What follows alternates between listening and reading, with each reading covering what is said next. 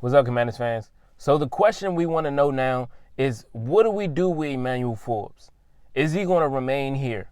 Is he going to stay with us this season, or are we going to release him like we did Jamin Davis, or are we going to trade him like we did guys like Jahan Dotson this year? And it seems like it may be a little difference in value, but from all the first-round draft picks that Ron Rivera have picked so far, Emmanuel Forbes is the last one. And, for example, Chase Young, we got rid of him, and we gave him up, I believe it was for a third, and we shipped him off. And, now he's still playing at the same pace he did when he was with us. And he's been lazy. And, of course, I think the reason why he plays the way he plays is because he's scared of re-injuring himself. So it seems like everybody's noticing it. The San Francisco 49ers noticed how lazy he has been. And then also the Saints have noticed how lazy he has been. And he's not finishing plays. And I think that reason is because he's trying to think about a long career versus making every effort on each and every play.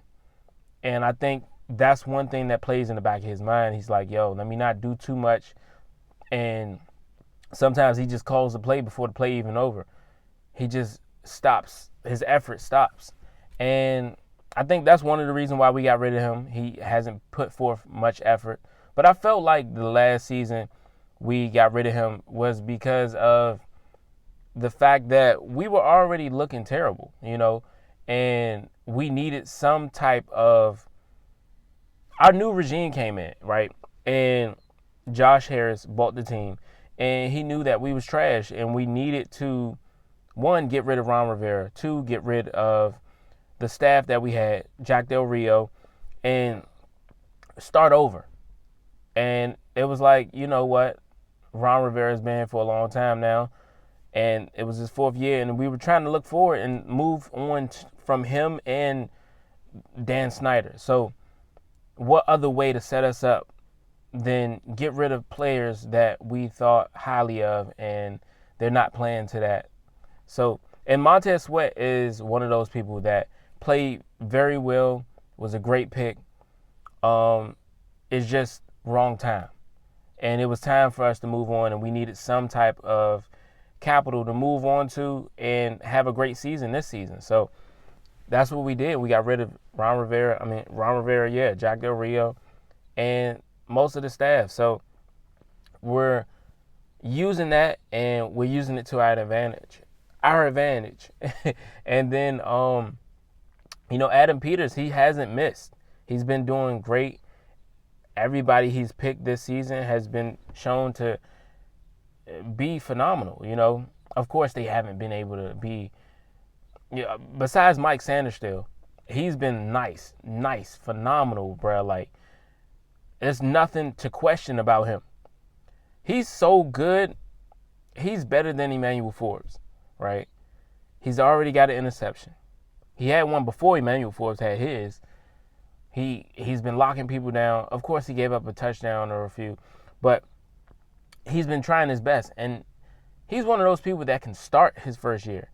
You see what I'm saying? Versus Emmanuel Forbes, he was getting beat a lot more than Mike Sanders still has been getting beat. And over the last 2 weeks, he's been in the 80% on coverage, and it's like, he's been putting forth the effort that we want to see out of Emmanuel Forbes. And it's like, is Emmanuel Forbes taking advantage of the time that he's getting? Yes and no. I would say yes because, he made an interception in the last game. But we need to see more of that from him.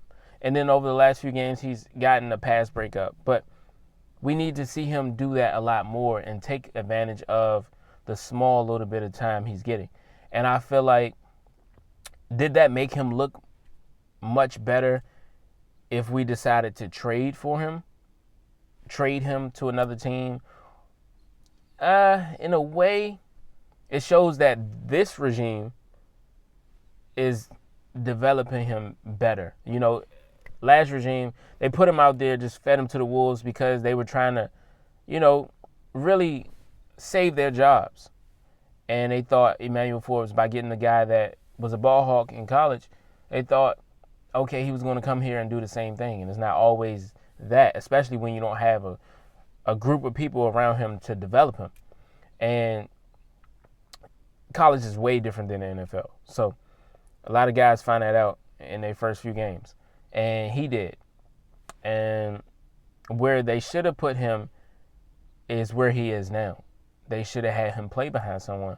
But who did we have last season besides Kendall Fuller and and Benjamin St-Juste? So, man, that's a lot to be said about that. And then the fact that Mike Sanders still, and over the course of him just being here, he plays like a veteran. He acts like a veteran. Like at the last game we had against the Panthers, Champ Bailey was there. He was talking to Champ Bailey on the sideline, and he was talking to Darryl Green. Who knows what he was talking about, but I'm sure it was something about his game and how he plays and what he can improve on. And that's what we wanted to see from Emmanuel Forbes. At least a pitcher with somebody that we felt he needed to learn from. And Darryl Green came out and spoke about how he felt about Emmanuel Forbes a while ago. And he talked about how Emmanuel Forbes, he knew what Emmanuel Forbes needed to work on. But we haven't seen a picture. We haven't seen nothing from Emmanuel Forbes showing that he's putting in that work. And Mike Sanders every time I look up, he's doing something better. He's got an interception. He's playing good coverage. He's locking guys down. He's making tackles. That's all the things that we don't get from Emmanuel Forbes. Besides this last weekend, Emmanuel Forbes hasn't been making tackles. He still struggles at making great tackles and being successful at them. He struggles at understanding what is too risky and what's a good play. He may know the playbook, but he's taking too much of a risk, and it's making him look bad. It's making him look really bad. And, over the course of the last game and the last few times that he's been making good plays, but he hasn't been getting those tackles. The things that Mike Sanders still have been doing phenomenal at, getting those tackles behind the line of scrimmage, making plays, making tackles. And Mike Sanders still is shorter than Emmanuel Forbes. Emmanuel Forbes is like 6 feet, 6'1". Mike Sanders still is like 5'8", 5'9". Like, and that shows you that it's not about height. It's not about weight. It's about heart. And Mike Sanders still has heart. And I love to have him on this team. And even though, Benjamin St-Juste get a lot of flack, I think Benjamin St-Juste is good. Honestly. And I think we just need a veteran. We need to go out and get someone, probably Denzel Ward, or if we can get somebody else of that caliber and trade for him. And we have the space, we have the money. We just need to go out there and get it. And I think that would do great for our defense. And I'm just focused on defense right now because we've been making a lot of changes. And, we just got rid of Jamin Davis. And, of course, some people are hurt by it. But it's like, we already knew what it was before it even happened. We seen Jamin Davis go from linebacker to defensive end. And then we went from him being a defensive end to not even starting.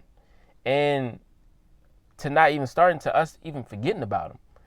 And, of course, he made a play, but you can see there's no market for him. So since there's no market for him, they released him. And they also allowed Jordan McGee to come back.